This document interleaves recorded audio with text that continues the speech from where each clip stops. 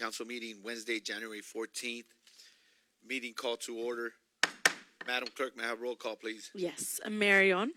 Present. Vice Mayor Cano. Here. Councilmember Gonzalez. Councilmember Perez. Here. Councilmember Gutierrez. Here. We have quorum. Thank you, Madam Clerk. Now leading this in the invocation is Councilmember Maria Perez. Thank you, Mayor. Gracious God, we come before you today grateful for this community, for the opportunity to serve, and for the responsibility entrusted to this council. We ask for your wisdom to guide every decision, your clarity to shape every discussion, and your spirit of unity to strengthen our work together. Today, we give special thanks for new leadership, and we lift up our new Chief of Police. Grant him integrity, courage, compassion, and discernment as he takes on this important calling. May he lead with fairness, protect with humility, and serve with a heart committed to justice and the well-being of all. We also ask your blessing over all our first responders, city staff, and residents. Keep them safe, give them strength, and help us always remember that our purpose is to serve this community with honesty, respect, and care. May our actions tonight reflect what is best for our city, and may we always seek peace, understanding, and the common good. Amen. Amen. Thank you, Ms. Perez. Now, leading us, everybody please stand, leading us in the Pledge of Allegiance is veteran and Sergeant for the Sheriff's Department, Dustin Gutierrez, if you want to.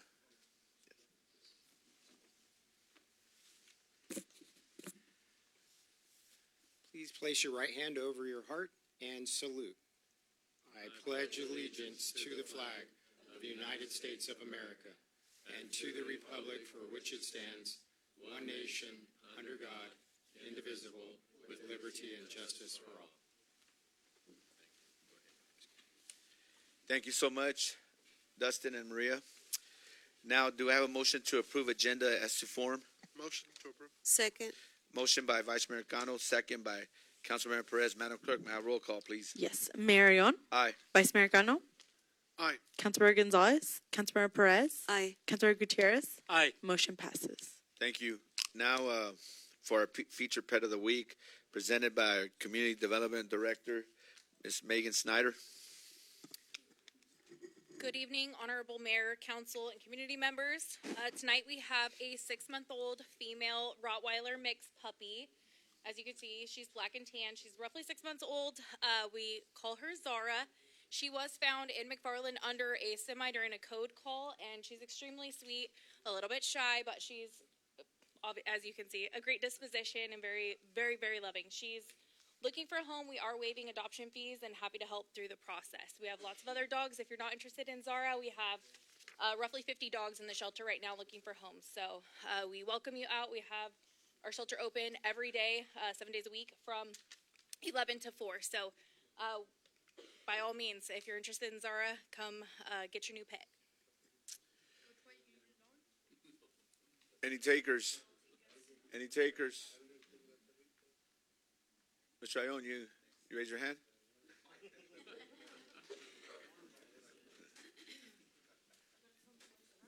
She likes to run.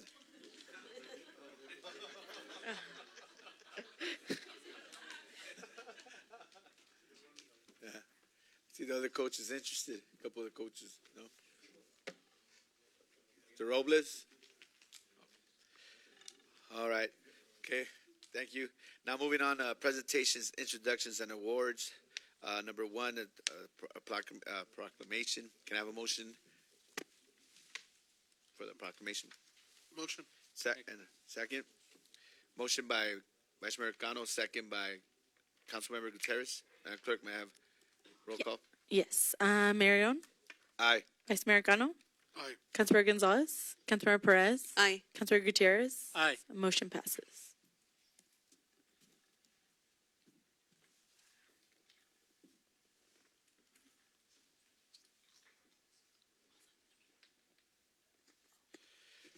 Good evening, everyone. For those who might not know my background, before I started public service, I spent my career in law enforcement working for the Kern County Sheriff's Department. And today I continue to serve our community as a high school educator, teaching our next youth criminal justice and maybe a pathway in law enforcement in one capacity or another. So in law enforcement, I saw firsthand how human trafficking hides in plain sight. It impacts the most vulnerable of us, including children, women, our immigrants, and those without stable housing. Often victims are afraid to speak up and don't even realize they're being exploited. As an educator, I see the other side of this issue. I see young people who need protection, awareness from trusted adults, and those adults could be teachers, janitors, free staff. If they see something, they need to say something. This proclamation matters to me because human trafficking is not a distant issue. It's a local issue. It's a community issue, a school issue, and a law enforcement issue as well. So it requires all of us to work together as a community and try to solve this problem. So today, the City of McFarland proudly recognizes Human Trafficking Awareness Month. This proclamation is committed to awareness, prevention, and standing with survivors. It also is a reminder of protecting our community. Starts with paying attention and taking action. And I'll read this proclamation, then I'm going to bring our co-director and sergeant for the Sheriff's Department, Dustin Contreras. So, Ron. It's okay.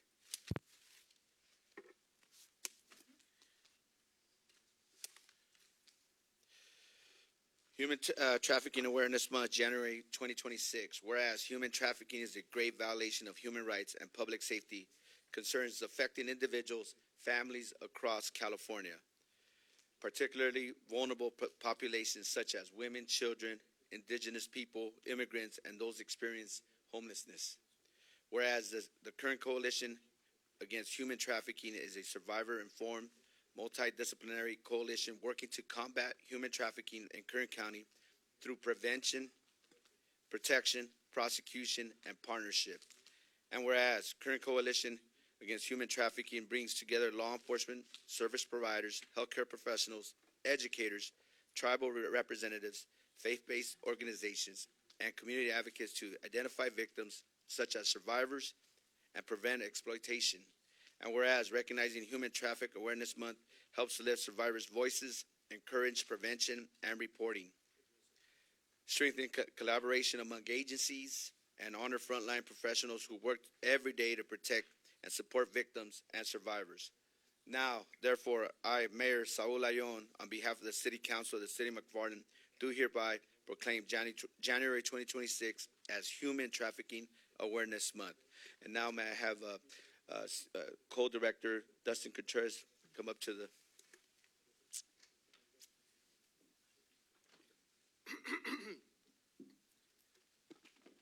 Sorry, and I'll keep my, I'll try to slow down for the interpreter. Mayor, as a member of McFarland City Council, thank you for welcoming the Kern Coalition Against Human Trafficking and presenting this proclamation recognizing Human Trafficking Awareness Month. This moment is more than ceremonial. It is an opportunity to educate, to prepare, and to build partnerships early before a crisis forces a reaction. Human trafficking is modern-day slavery. It includes both sex trafficking and labor trafficking. It can involve force, fraud, or coercion, but it can also involve subtle control, fear, and dependence that keeps people from leaving. Trafficking thrives when communities look away. It loses power when communities coordinate, share information, and respond with consistency and care. Our response is guided by the 4 Ps. You heard the mayor talk about them: prevention, protection, prosecution, and partnership. Prevention means education, awareness, reducing vulnerability before exploitation begins. Protection means trauma-informed, victim-centered support so victims can safely disclose, stabilize, and begin recovery. Prosecution means holding offenders accountable in a way that does not re-traumatize victims and does not treat victims as criminals. Partnership means no single agency stands alone. Law enforcement, schools, city leadership, advocates, healthcare, probation, and community partners working as one. I want to share something personal and important before I speak about partnership. You heard the mayor say it. I am a law enforcement officer, and I work with the Kern Coalition Against Human Trafficking, and it's done on my own time. I choose to do this work because I care deeply about victims, about community, safety, and about doing this work the right way. I have seen how exploitation thrives where people feel isolated, afraid, or unsure where to turn. I have also seen how quickly outcomes change when trust exists. I've been doing the work, I've been in law enforcement for about approximately 25 years. I've been doing this work for approximately 15 of that. Trust is not a slogan. Trust is public safety. McFarland is a proud, close-knit city with strong agricultural roots and a largely Hispanic population. Those strengths matter, but they also shape how trafficking can occur and how it must be addressed. Rural communities often face additional challenges, including limited transportation, fewer nearby services, language barriers, and fear of retaliation or job loss. These conditions can increase vulnerability to exploitation when safeguards are not clearly visible. When people hear the term human trafficking, they often think only of sex trafficking.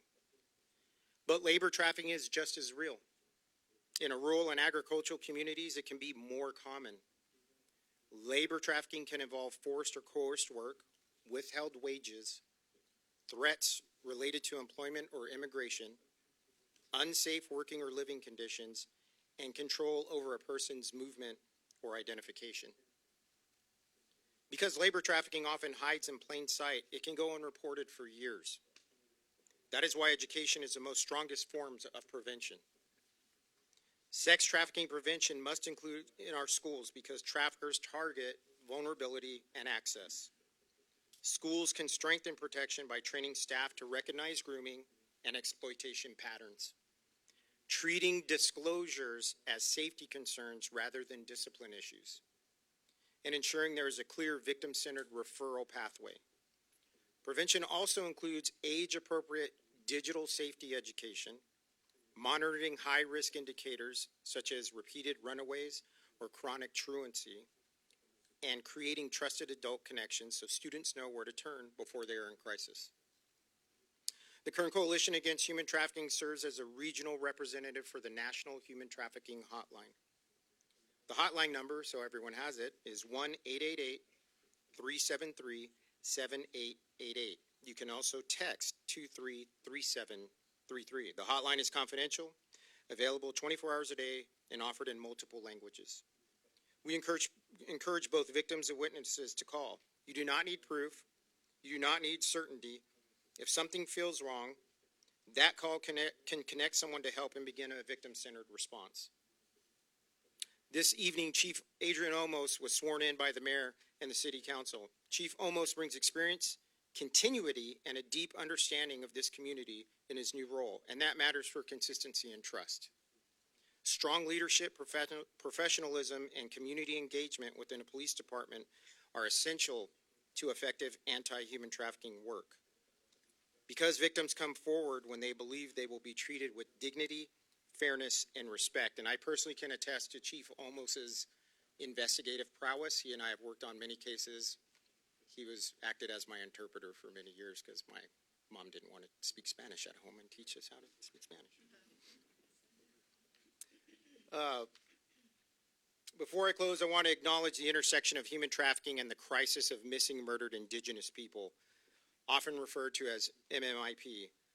As an Indigenous person myself from roots, Indigenous communities, particularly in rural areas, face disproportionate risk due to historical trauma, geographic isolation, jurisdictional complexity, and limited access to services. These realities can increase vulnerability to both sex trafficking and labor trafficking, and they can delay response when someone goes missing or seeks help.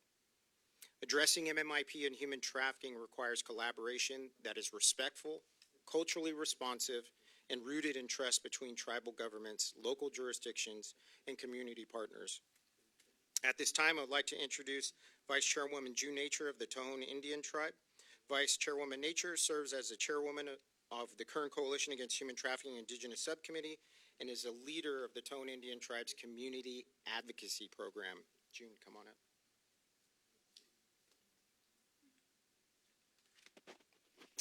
Good evening, everybody.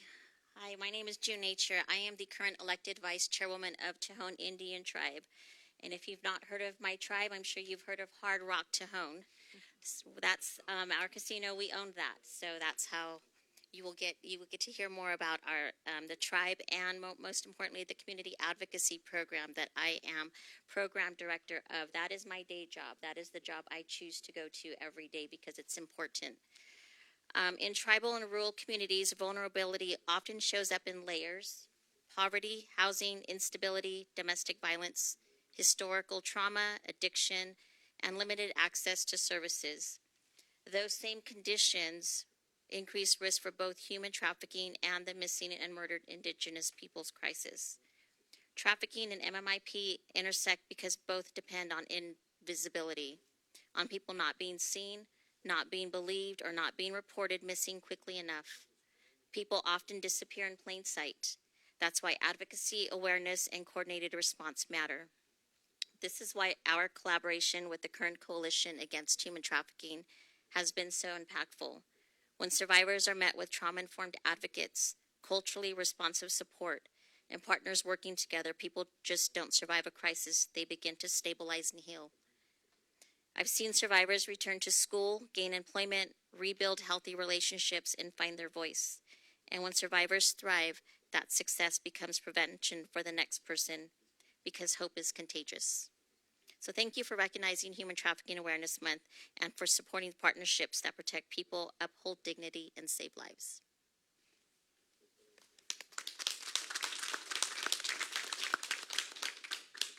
I will close with a short line from abolitionist Frederick Douglass. I would unite with anybody to do right and with nobody to do wrong.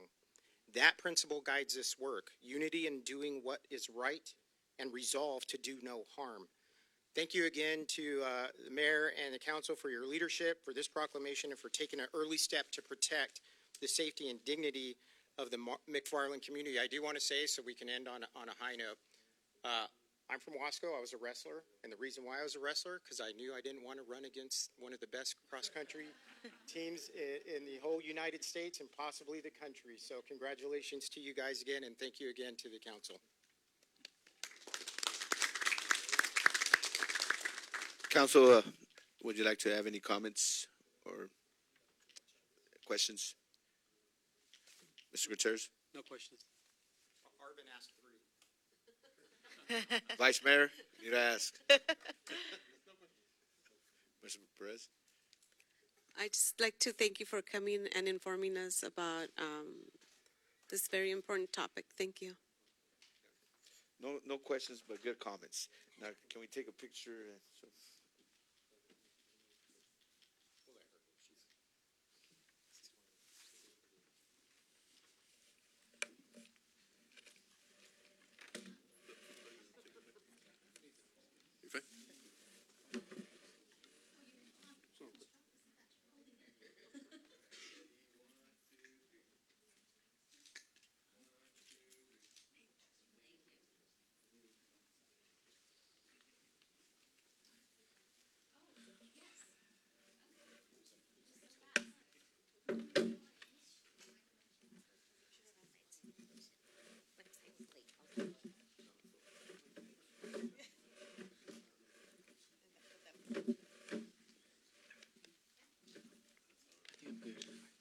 Thank you so much.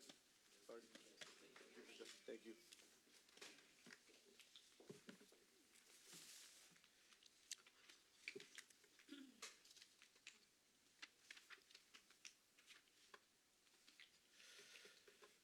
All right, our next presentation is recognizing a community member that's not only him and his wife have done a lot for our community, but he's a fellow Lion distinguished individual from here in the community. So tonight we gather to recognize an individual whose service, leadership, and dedication truly reflects the values of Lionism, or in the spirit of the community service. Since 2015, this Lion has faithfully served the Lions Club in nearly every leadership role, from secretary to service chairman, vice president, and then club president. In each of those positions, he led with integrity, commitment, and passion to help others. During his term as club president, his leadership helped guide a club to receive a prestigious Club Excellence Award. To his ability to inspire teamwork, strengthen service, and alleviate the mission of Lions Club. Over the years, he received numerous awards at the club, district, and Lions Club international levels. Each recognition is well-deserved. However, if you ask him what role brought him to this greatest reward, the answer is clear: serving as a Leo advisor for the McFarland students and the community. This role has been especially meaningful because it's one that he shared with his wife, Margie. Together, they have spent the past decade training, mentoring, leading, and serving our youth, helping young people grow in this community. So now I have the honor and privilege of recognizing Marco A. Martinez as an elected governor for the Lions Club and the district. Can I have a round of applause for Marco?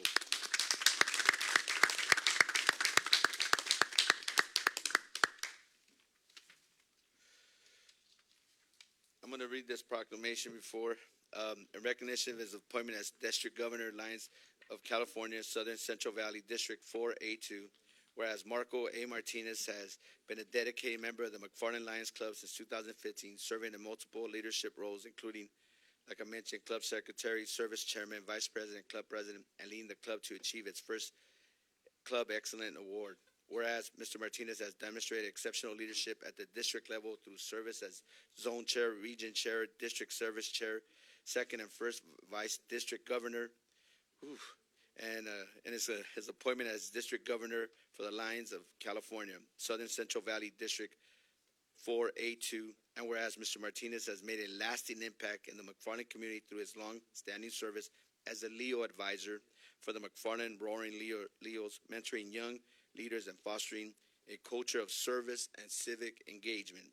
Therefore, I, Mayor Saul Ayon, on behalf of the City Council of the City of McFarland and its residents, do hereby recognize and congratulate Marco A. Martinez on his appointment as District Governor for the Lions, California Southern Central Valley District A4A2, and commend him for his leadership, service, and dedication to the McFarland community and beyond.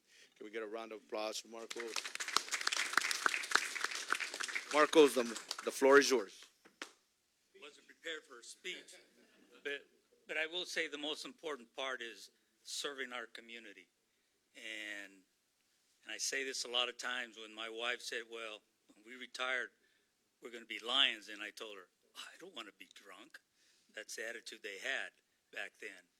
But it's completely changed. And because of that, we were able to serve our community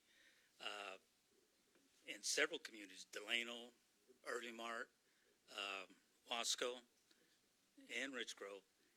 And it's something from our heart that I enjoy. My dad did it, not knowing what he did when he was giving out clothes or money to his friends. And maybe that's where I got it from. But I enjoy it, and especially the kids from the high school or the junior high, when they come in and they're really shy, back in the corner. By the end of that year, that fiscal year, they're talking their heads off, and they want to do more service. So it's been a pleasure for me, and it's been a pleasure getting with all the leaders of this town, and hopefully we can do some more for our town, our community. Thank you.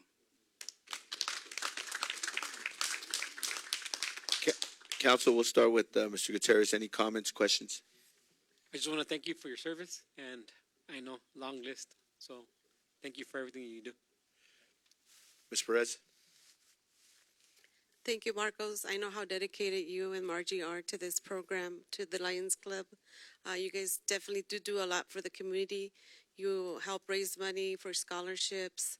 If you don't know, they do have tri-tip meals for sale every first Saturday of the month, and those tri-tips are very delicious.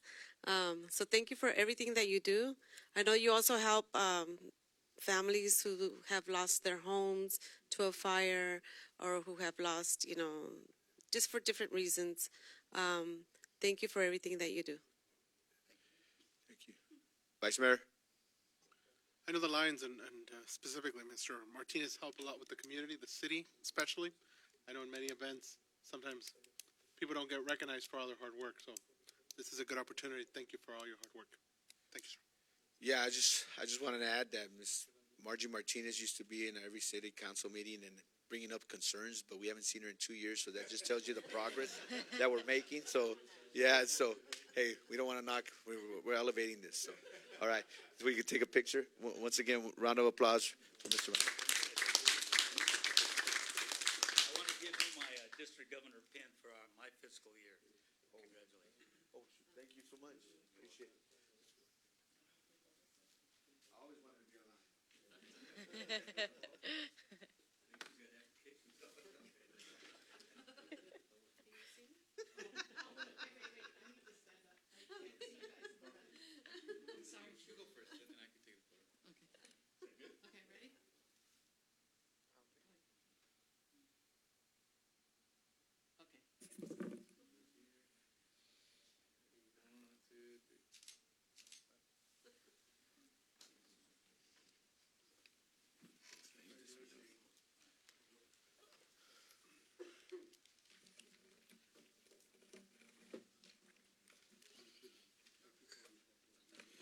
All right, moving on to our next recognition. Tonight we're here to celebrate an achievement by our cross-country program, an achievement built on hard work, discipline, and a true team first mentality. This season, our cross-country team earned a SSL League Championship, adding yet another title to an already remarkable legacy. Even more impressive, this program now proudly holds 28 Valley Championships. 28. That's outstanding. That level of sustained success does not happen by accident. It's the result of years of dedication, strong leadership, and a culture that demands excellence every single day. Before we recognize the coaches and their outstanding student athletes, I would like to take a moment to recognize a group of contribution that happens behind the scenes and absolutely essential to the success is their parents. And if their parents are here, can they please stand up? Their guardians, anybody?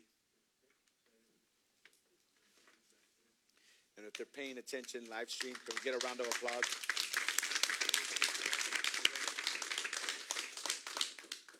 Parents, your commitment does not go unnoticed. From early morning practices to long afternoon at meets, from providing encouragement and for tough races, celebrating victories, big or small, you are the constant source of support of these student athletes.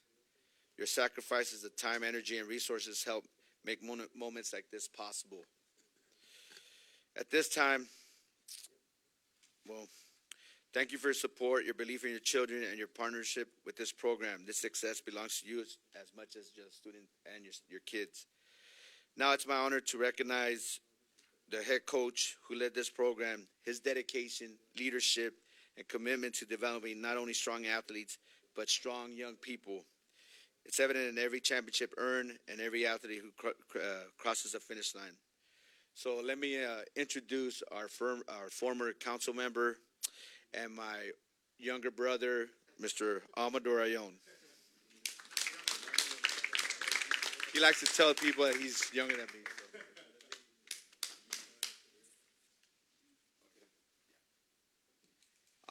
Well, I don't know if I could have said the accomplishments or the words that the Mayor Ayon said on there, but it takes a lot of work.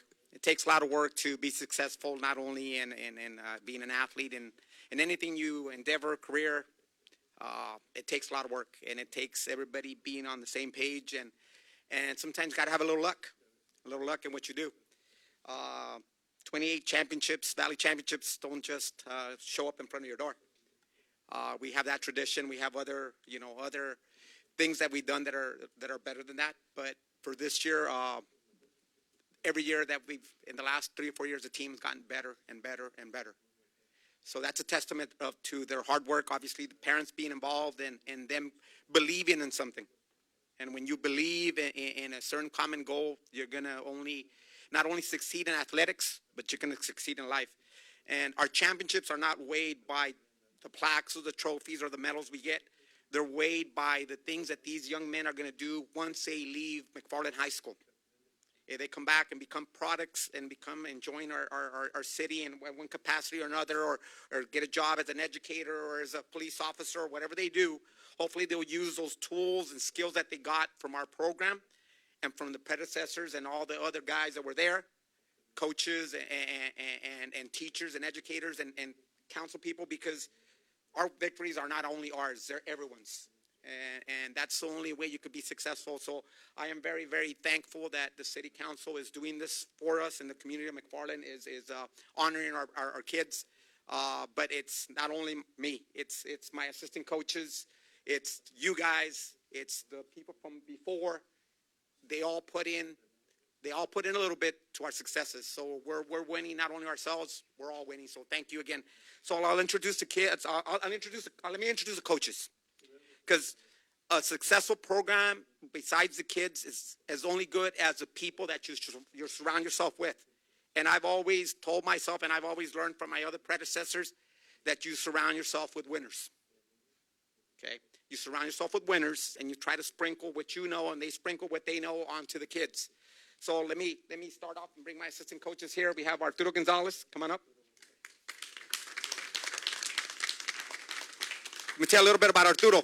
Arturo has his name painted up there twice as a state champion for Coach White. And so he's come back to help and get back. And he actually has a state champion. He has a ring there. He's got the receipts. There you go. There you go. Next, we have a first-year coach to our program. Also one of a benefactor, very good runner when he ran. And he's a second-year educator from McFarland High School, Josiah Diaz.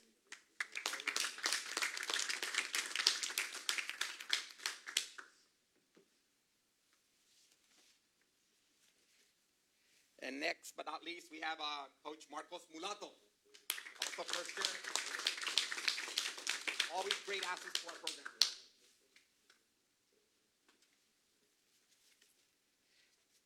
Now to the runners, in no particular order.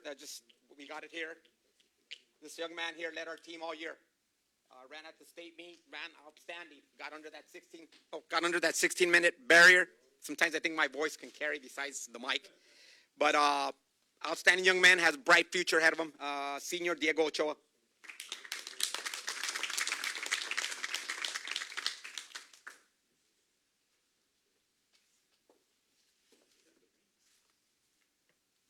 Oh, the mayor said he has one of the rings, last year's Valley Championship ring. Next, another senior, hard worker. From where he started, you can just imagine where he started to where he is now.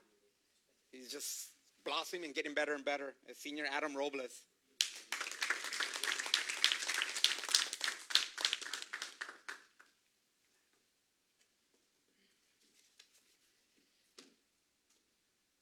Next, four-year athlete, ran with in our program 4 years on the varsity. This young man could have possibly quit after last year and getting hurt, but he didn't. He persevered, and was a big, important reason that we were successful this year. That's Jose Delgadillo.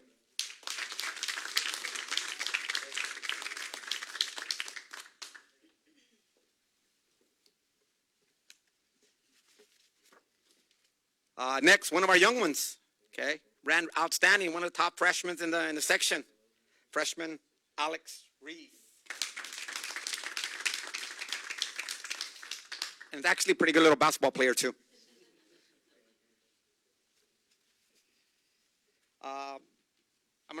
This young man's playing basketball right now. So was our second guy this year, sophomore Chris Diaz. So I'll give him that award there. He's not here. We can give him a round of applause. Another four-year athlete for us. As you can see, we have a lot of seniors here. Consummate hard worker. Let me tell you what his dad's goal was, because his dad's a councilman now. His goal for him when he started was for him just to break 7 minutes in the mile. Is that correct, Martin? 7 minutes. Martin ran 4:56 last year. Okay, so that's Martin Gutierrez.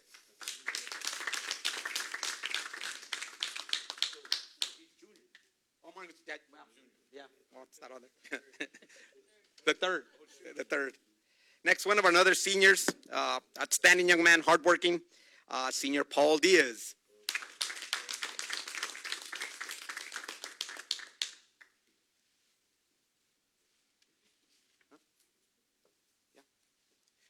And our alternate, hard-working young man, I wish he would have that work ethic now. He would have had that a couple years ago.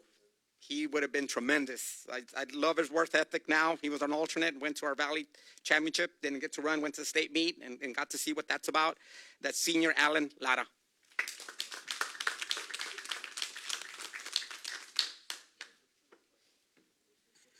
And that's our group. Thank you so much for honoring us. It's always a privilege. We lose a lot. Hopefully next year we can be back and you can honor us again. Council, do you have any comments? Comments or compliments? We'll start with Mr. Gutierrez. I just want to say that I've seen the hard work and dedication that the coaches did. I want to thank them. Coach Ayon, Coach Gonzalez, Coach Diaz, thank you for all your hard work and congratulations, guys. And especially Jose, congratulations. Hard work. Ms. Perez? Same here. Thank you, coaches, parents, runners. You did an awesome job. Thanks to Mr. Ayon and his team. You're welcome. Mr. Ayon and I and Mr. Garza, who's out in the audience, he's our interpreter. We're class of '87. So I know Mr. Amador Ayon's work ethics for running. So congratulations. Vice Mayor? Great job, guys. So those seniors that are leaving next year, or this year in June, hope to see you guys here in our community like we see the Ayons and all the other teachers, the Diazes that are dedicated their time to our community. Awesome work out there. To the coaches, the parents, thank you for your sacrifice and time and getting these boys out there and dedicated on time. Thank you. Thank you, Vice Mayor. I would like just to finish off and obviously our pillar of our community that started all this successful program, Mr. Jim White, has been a big contributor to developing these coaches, these runners, and committed to this city. And I want to give him a round of applause because he's here as well. And let's get a team picture.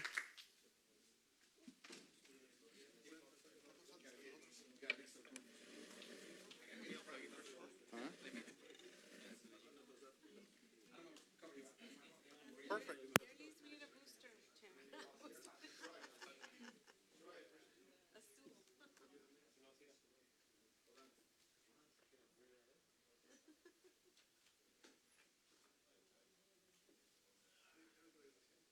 Aquí. Amador, next. Maria, aquí está Amador, the shortest one. Oh, de veras.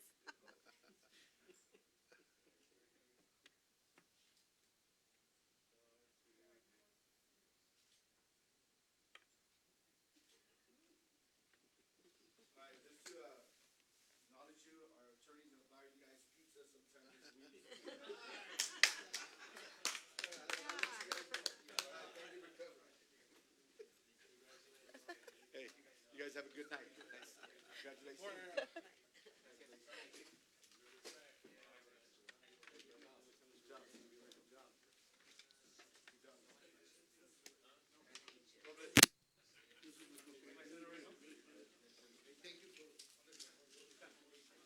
Nate, I never put you in the spot.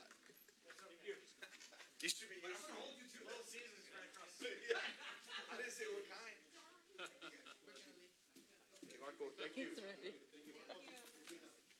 like, let's head out. Oh my gosh.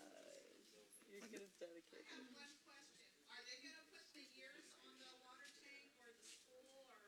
No. No, they don't? That's only for state championships. But you need to come up here if you want to talk.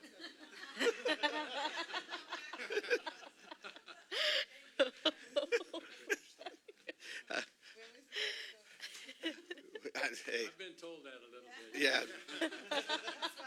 He knows. All right. Moving on to our meeting. The consent agenda consists of items that in staff's opinion are routine and non-controversial. These items are approved in one motion unless a council member or member of the public requests to remove a particular item. Public, anybody want to remove or discuss a particular item on the consent agenda? Seeing none. Anybody in the council? No. Do I motion to approve the consent agenda? Second. Motion by Councilmember Gutierrez, second by Vice Mayor Cano. Madam Clerk, may I have roll call, please? Yes. Marion, Aye. Vice Mayor Gano, Aye. Councilmember Gonzalez, Councilmember Perez, Aye. Councilmember Gutierrez. Aye. Motion passes. Thank you, Madam Clerk. We have no public hearing. We have public hearings. My apologies. Item 12, waive full reading and introduce ordinance number 1, 2026, an ordinance of the City Council of the City of McFarland adding and approving a new chapter 2.22 to the municipal code to establish a city employee retirement contract with the California Public Employee Retirement System. Ms. Serena McEwen. Ms. Serena McEwen. Thank you. Good evening, Mayor and Council. As some of you may know, on October 22nd, 2025, the Council adopted a resolution of intention to approve a CalPERS contract. After employee elections, the majority of safety members voted to join, while miscellaneous members did not. Therefore, we are moving forward only with safety personnel. The proposed ordinance creates a new chapter in our municipal code authorizing the city to enter into a CalPERS contract, designating the city manager to execute it. A resolution will come later through at a separate time, with benefits expected to begin July 1st, 2026. Once the ordinance takes effect, staff will return with a CalPERS contract for safety members, a resolution for approval, and a fiscal analysis. This approach meets CalPERS requirements while giving council full oversight before benefits begin, and I'm open to any questions. Thank you, Ms. McEwen. I'm going to open up to the public. Anybody have questions regarding the PERS transition? Seeing none, I'm going to close public comment at 6:42. I'm going to bring it back to the council. We'll start with Mr. Gutierrez. I have no questions. Ms. Perez? Vice Mayor? No question. No questions, just this is good. This is a good retirement program, especially to trying to recruit the best public safety, retain some of the public safety that we continue to lose to other municipalities. So we're competing with the same retirement plan, so it's going to benefit the city a long term, because just going through different officers, not knowing the community, it just changes the dynamics of the quality of safety for the community. But this is a huge win for our community, our city staff, and especially the police department. And do I have a motion to approve this ordinance, waive this first reading? Motion. Second. Motion by Vice Mayor Cano, second by Councilmember Gutierrez. Madam Clerk, may I have roll call, please? Yes. Marion, Aye. Vice Mayor Gano, Aye. Councilmember Gonzalez, Councilmember Perez, Aye. Councilmember Gutierrez. Aye. Motion passes. Thank you, Ms. McEwen, and thank you, Madam Clerk. Now moving on to item 13, approval of resolution number 2026-2, a resolution of the City Council of the City of McFarland approving a variance on considering to a fee waiver for property located at 310 4th Street. Ms. Snyder. Good evening, Honorable Mayor and Council. I'm going to give you a little bit of a backstory on this and paint the picture of the full project so you are fully aware as we go through it. This variance is requested to allow for the construction of an ADU. Basically, this project is a 400 square foot ADU that's located at the property located at 310 4th Street. It is developed in conjunction with an existing structure. The applicant proposed a one-chair barber shop stationed in his home located at 310 4th Street. In order to proceed with his proposal, he was advised to apply for a home occupation, conditional use permit, as well as a variance. His application, along with the conditions, were presented at City Council for possible approval. He received the approval for all of them. And proceeded with the site plan review with the planning department. The site plan review was completed and proceeded with the building department for review as well as the permit approval. To give you a breakdown of the fees, home occupation fees are $125. Variance fee for the previous variance was $2,040. Conditional use permit was $1,360. Applicant did receive a partial refund for the minimal staff time that was necessary for the project, and the building permit fee was $1,607.29. At this time, the applicant is proposing a variance for the northeast corner of the property.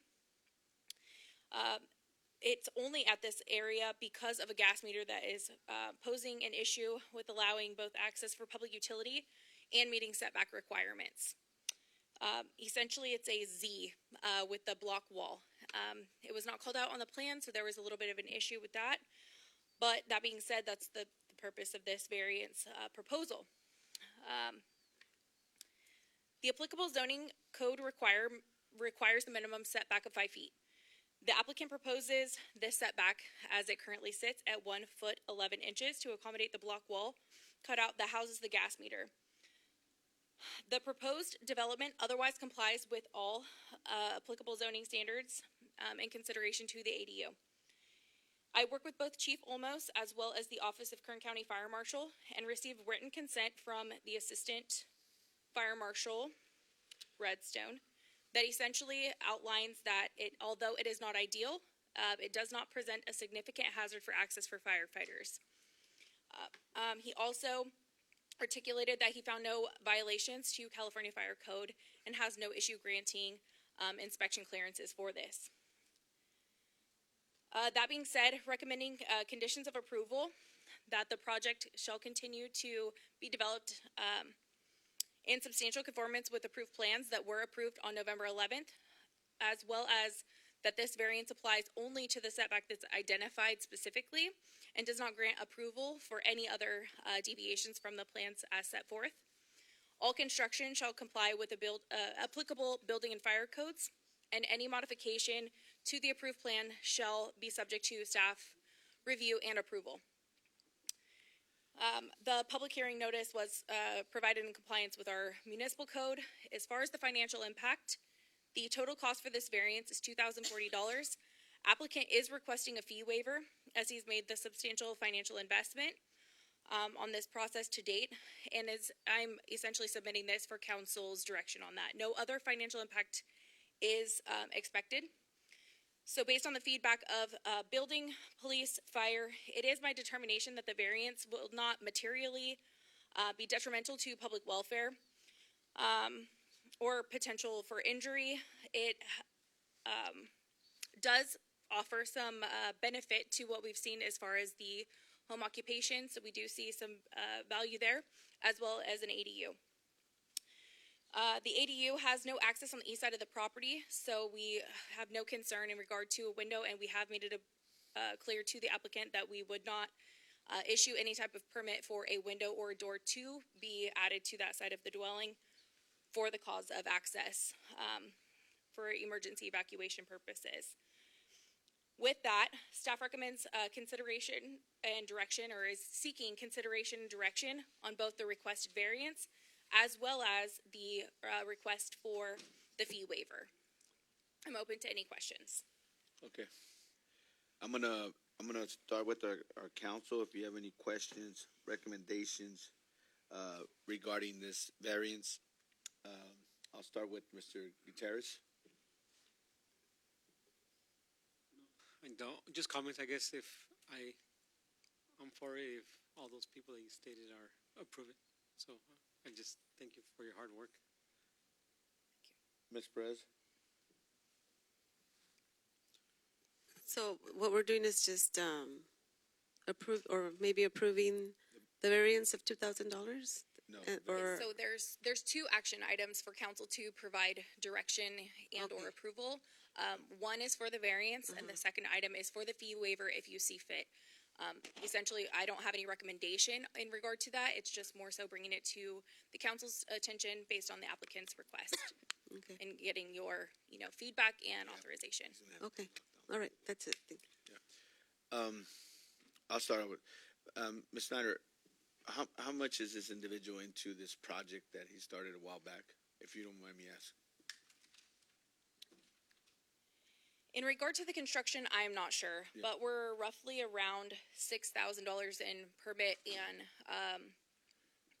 and fees to date with the city specifically. In regard to the construction, I'm not sure. It's a pretty substantial investment. Yeah. Okay, and then as far as the setback for the gas meter and stuff, that was done. It was approved a long time ago. That it just had to be fixed. So I believe where the issue came in is that the gas meter was not called out on the plan.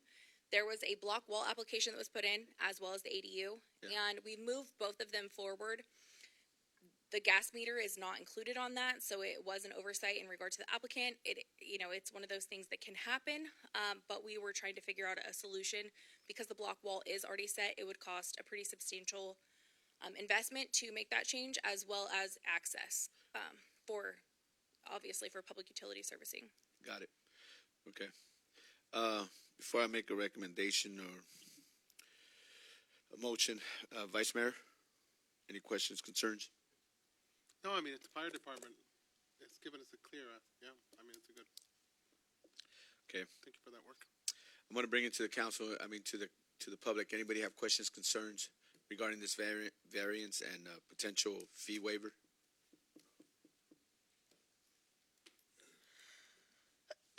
Excuse me. Hi, my name is Roy Gonzalez. I live at 159 10th Street. I had the pleasure to meet Victor many years ago. He's a great person, has a heart for the community. He was on Kern Street. He was always helping the kids that went by, always, try to educate them to stay in school. It's unfortunate that property did sell. And,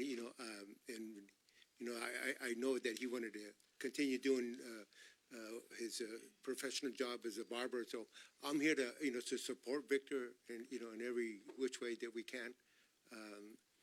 It's unfortunate we don't have buildings here so he can rent out. So I think it's a great thing that, we're backing him up. Okay. Thank you, Mr. Gonzalez. You're welcome. Anybody else? Anybody have any public comment regarding this item? Okay, I'm going to close public comment.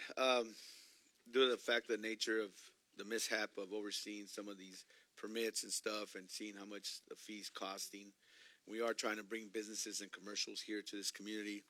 Where as a mayor and a city council, we're not trying to prevent anybody try to make any money. We're not trying to tell people what to do with their business. And with that, I would recommend that we approve this variance since the fire department and everybody else is good with it, and just waive that fee in this situation, and hopefully, this doesn't occur again, and there's not a overlap on any of the permits, and so that would be my recommendation. Do I have a motion? Motion? Motion by Councilmember Perez, second by Councilmember Gutierrez. Madam Clerk, may I have roll call, please? Yes. Mayor Yon. Aye. Vice Mayor Cano. Aye. Councilmember Gonzalez. Councilmember Perez. Aye. Councilmember Gutierrez. Aye. Motion passes. Thank you so much, Ms. Snyder, for that detailed report. Moving on to administrative agenda, number 14, receive and file the City of McFarland audit financial statements for the period record ended in June 30th, 2025. Mr. Viramontes. We've had Apologize a long for the day. pause. We should have had a workshop for this. Honorable Mayor and Council, as you can see, there's a big smile on my face. This was a goal that I set out for this department and for this city for, I guess, when I just started about 4 years ago. So it took a few years, but every year we inched closer and closer to this goal of filing the financials before the end of the calendar year, so 6 months after the end of the fiscal year. So that day is finally here. I'm happy to report that day is here. I'm happy with the progress of the finance department. I want to recognize the entire team, specifically Jonathan Arceo, who's here today, our finance manager, for their hard work in getting us to this point. As has been told throughout the night, things don't happen with just one person. It's a team effort, and it took everyone to get here. So I thank the entire department, as well as our auditors, one of our auditors who's here today, for helping us get to this point.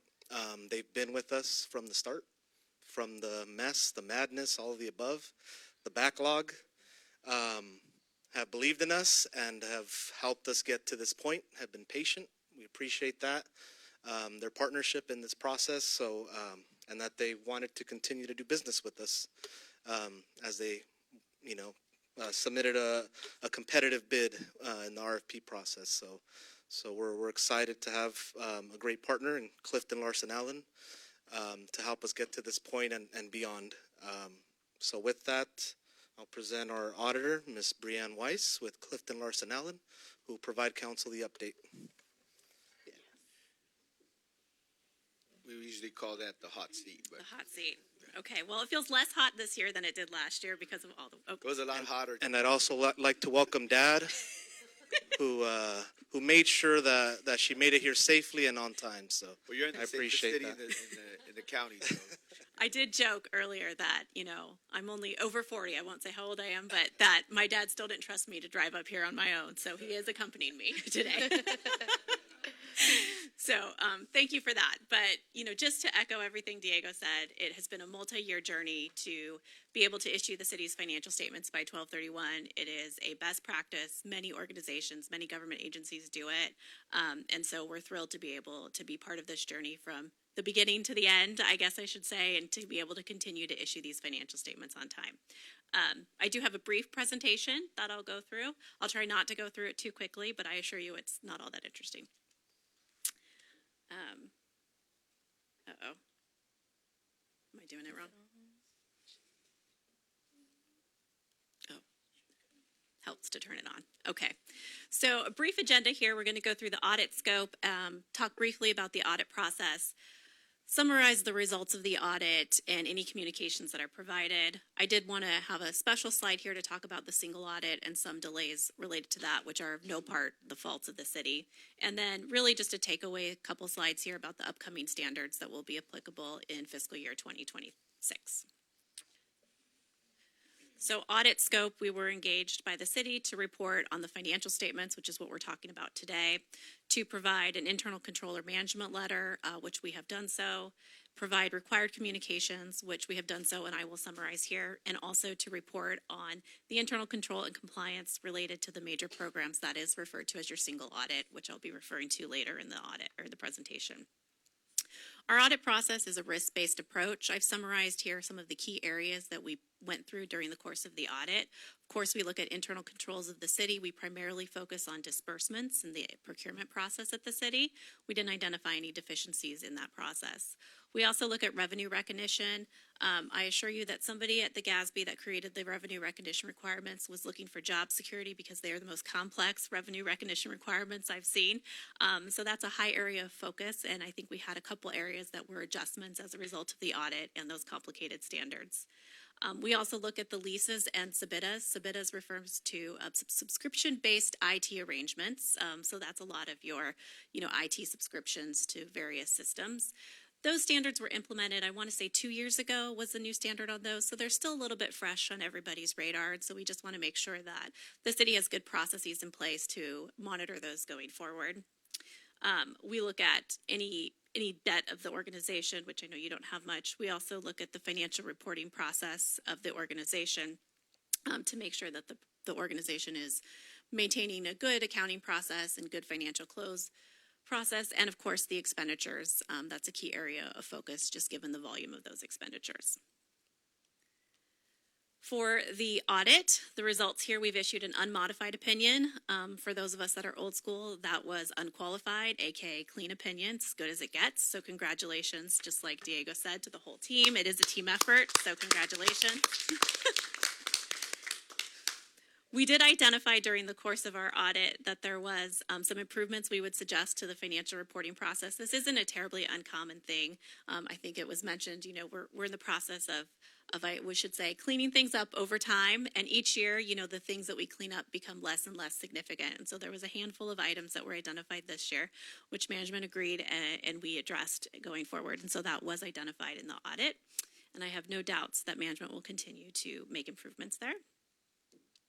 We did have one recommendation in our management letter, and these, in the scheme of findings, management letter comments are the lowest level of findings. They just are for reference, really. And this was just a situation where you're tracking some of your unearned revenue by type, and at the end of the day, the total number was right, but we thought maybe some of the categorization within it could use some refinement. So we suggested management maybe look at that and make sure going forward that the internal categorization was appropriate. Again, ending number correct, and that's the most important thing. And, like I said, lowest level of severity. So the single audit. So the single audit, I have a couple couple items on here. The single audit is really driven, the scope of the single audit is driven by what we call the compliance supplement. The compliance supplement is issued by the federal government and basically lists out what the auditor needs to test in order to comply with the single audit for to issue the opinion. Historically, I've put some dates on here for your reference. Historically, that compliance supplement has always been finalized and approved in the May prior to the year of audit. So for example, 2024, June 30, 2024, issued May 2024, right? This year, the compliance supplement was not issued until November 25th, 2025.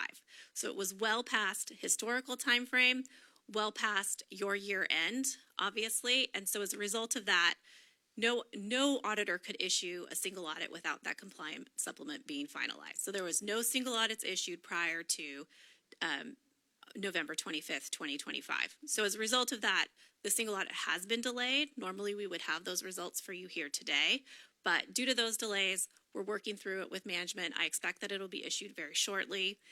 And just to recap kind of the timing of the single audit and the requirements, typically the single audit is due 9 months after your year end. And so that is March 31st. So you have plenty of time. You're not going to be late or delinquent. We fully anticipate being able to comply with that March 31st deadline. We just unfortunately don't have it completed today because of this delay. I've listed here a handful of governance communications. There are some things we are required to communicate with you. First of all, the financial statements for the city included the impacts of GASB 101, which related to compensated absences.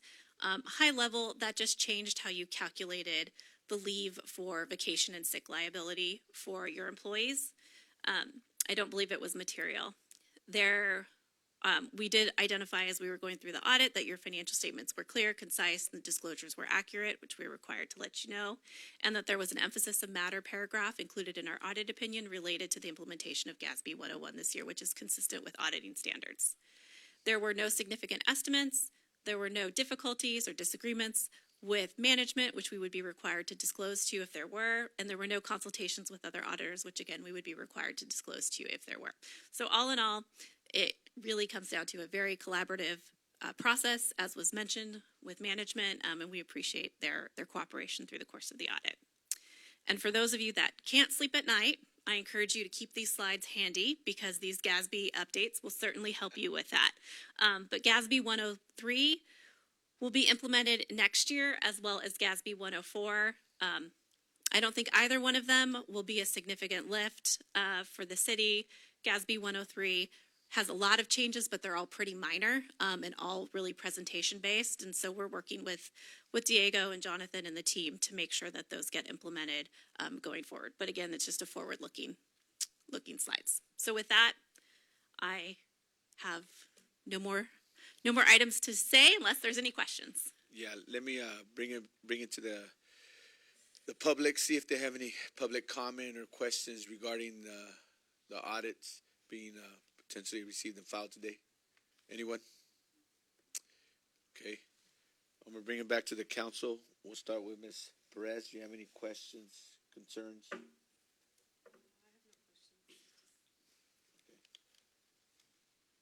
Mr. Gutierrez? The only thing I have is great job by everybody, and thanks for the details. Thank you.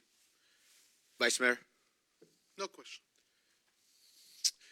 Well, let me see. Can we go back to that? I think you read some of that Gatsby. You're yawning right now. It's highly effective. You know, Sorry. Let me see. Which one? No, I was just making a point, but no, I want to thank Diego, Jonathan, all the staff, all the department heads, because they have to work together when it's grants or whatever it is, as far as when the financials have to come in. And I'm not gonna kid you. Like, I go out and speak now a lot more than I used to. And when I state that the city hadn't completed audits in 4 or 5 years, people that know financials are looking at me like if I'm lying or I'm crazy, and they're like, "There's no way."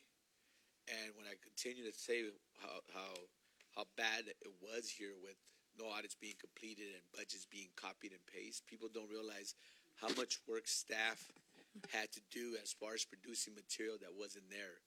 And us as oversight and financial stewards telling people just we're in the process, not knowing where our budget was, not knowing if we could pay the fire services or police department. You have no idea. This 4 or 5 months, it's not 5 years. And that's not doing until like March. I mean, we're ecstatic. December, I mean, we're in January. Like, we're getting it done, but bigger agencies, smaller, they have more workers, and they still are not there. But that's not for me to say. But this is just, I mean, honestly, I mean, we live in the state of California, right? And where do those GASB 103, 104, how do they get presented? Is that written in law now, or is those things?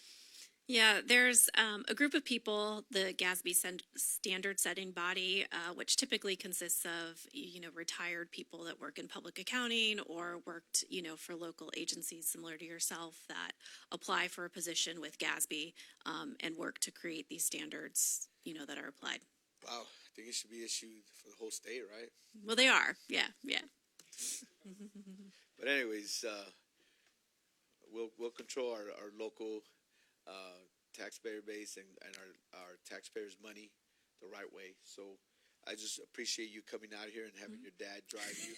So thank you for the information and being transparent. And the community definitely, a lot of people don't know about audits or budgets, or they might not. But the situation we're in today, I mean, we could actually, me and Mr. Cano and Ms. Perez, been in this council for the last 5 years. Mr. Gutierrez joined us.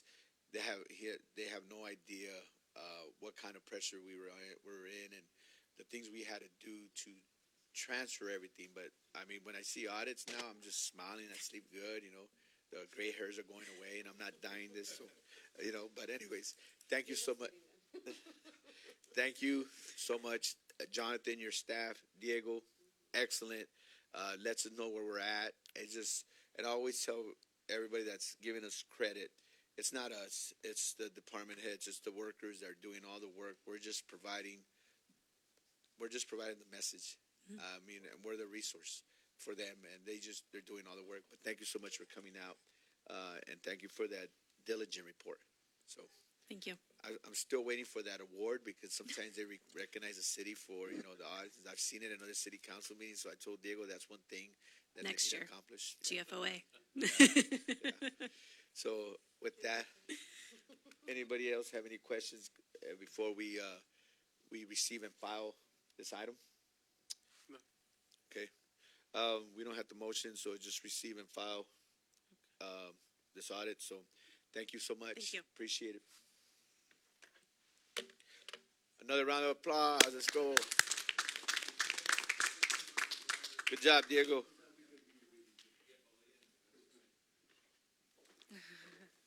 Safe travels.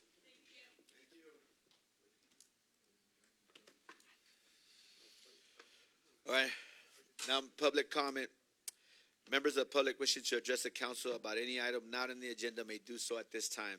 Speakers are limited to 2 minutes for each person. 15 minutes total will be allowed for any one subject. Please state your name and address for the record before making presentation.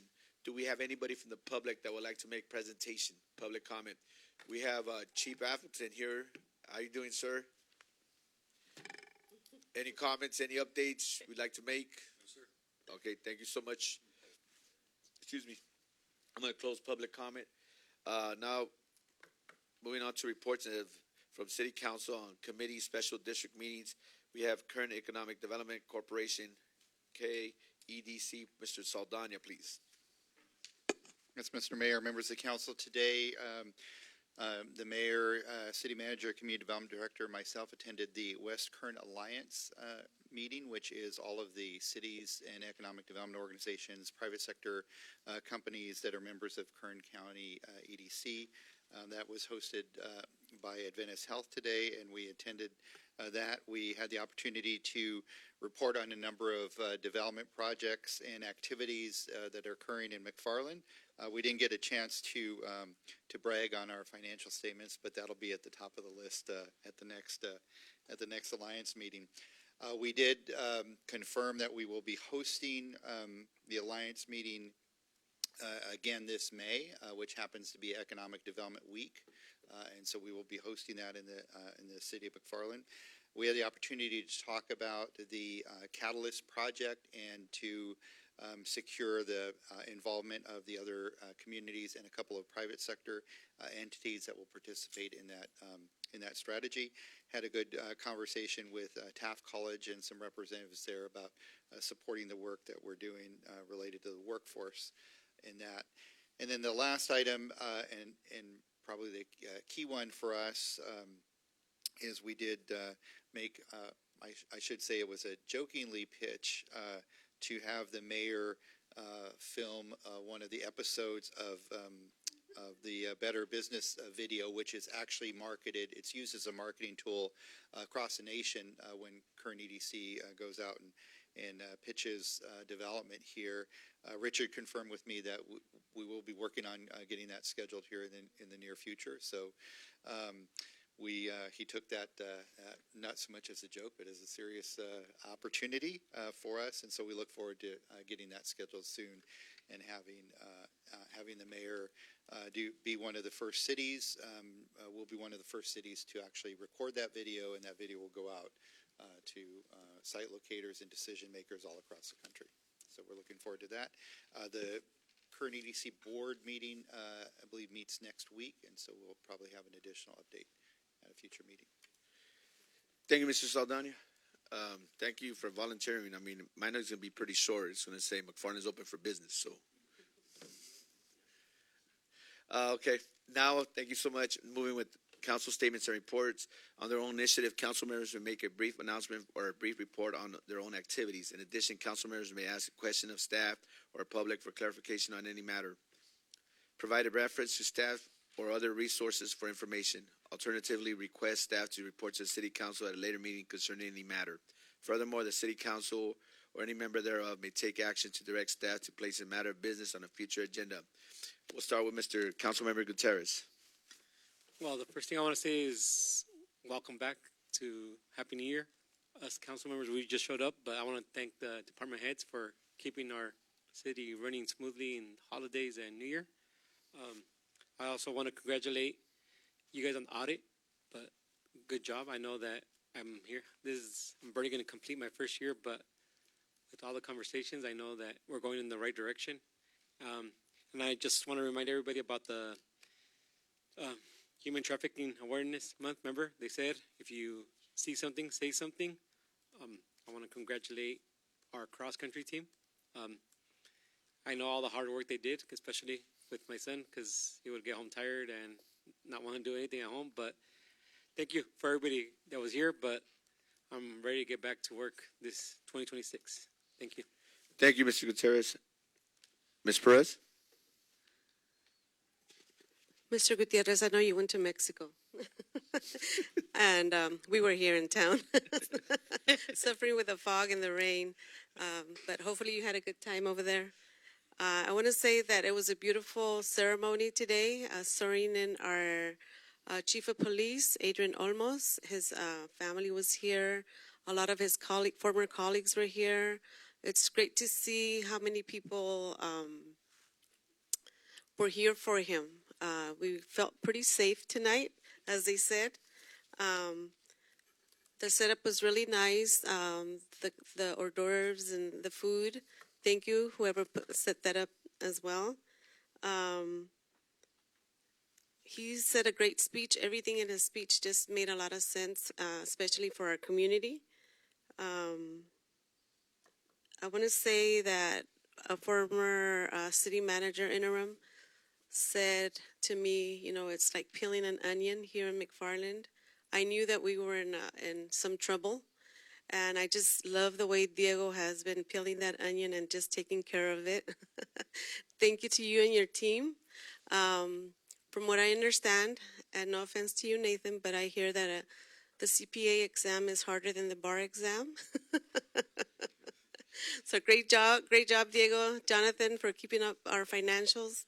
And I just want to encourage people to keep volunteering here in the city as well, just like the Martinez family, Marco and Margie. They've done a lot for our community. Mr. Ayon, Amador Ayon, who has led our teams here, and thanks to Mr. White for inspiring that effort as well. And Yearlies, thank you. Every time I ask you to address something, you do it right away. Thank you so much. Lastly, it's cold and flu season. Please take care. I was sick last week. It's my husband's turn this week. So just take care. And if you need to go to the doctor, please go to the doctor. Thank you. Vice Mayor. I think everybody said everything for tonight. But thank you everyone for coming out here tonight. Of course, the evening or the ceremony for Chief Olmos was a very, I think, emotional is the best way to describe it, as he described his career, his beginnings. And I think it's important that the community understands that a chief is here, and he kind of comes with the history of a lot of us here in McFarland. Growing up in the East Side myself, and coming from that immigrant family, it's always that interesting point. You know, a lot of us come from that. So, not everyone, but a lot of us here in McFarland. Thank you to our, my mind just went blank. Thank you to our finance department for all the work. I know that when we first started, we didn't have the team we have today. And I speak of Saul and I when we first were elected. Today, things, I mean, we know that they're getting done. And obviously, our financial audits show that. All the staff members, thank you for your hard work. I know this last month was a very busy month with from Christmas parade to Christmas tree showing, and the McFarland, the police department shop with the kids, shop with the cop event. A lot has happened. It's the beginning. It's beginning of a new year, beginning of a month. So let's get to work. Thank you. Thank you, Vice Mayor. Yeah, I want to start once again congratulating all the city staff, the workers, department heads, senior planning. I don't know why they have those three words, but it's tough to say sometimes. Paul handling the what I like to say is the fluff, but it's good to have somebody there. Serena, Megan, thank you. A lot of the comments and compliments we get is our presentations as far as the ceremonies. I know the staff, department heads, you guys are knocking that out of the park. Today was a perfect example. I've been getting nothing but texts saying what a great ceremony, how many people showed up, and the interest. I've been to a couple of the chiefs' ceremonies, and not at this level. I literally thought I was back in briefing. I saw a lot of familiar faces, and they wanted to tell some stories, but I had to leave. So we'll leave it at that. So it was really refreshing that we saw so many public safety individuals here, and here for Adrian as our chief. And I always like to repeat this. You know, even when I started, is if you're committed to our city, we're fully committed to you. And that should go on both ends. That just tells you that you care about the community. But the ceremony was a very eventful and pleasant celebration for him and his family and stuff. And obviously for our city, you know, it's like I told him, you know, you're going to have to hold your troops accountable, especially yourself, and like we hold ourselves accountable. So with that, I think, like Mr. Connell said, you know, our city's headed in the right path, and it's been heading in the right path for a long time, and we're going to continue this progress. You just got to care about your job, regardless of your education and certificates. You care about your job that gets you over that hill.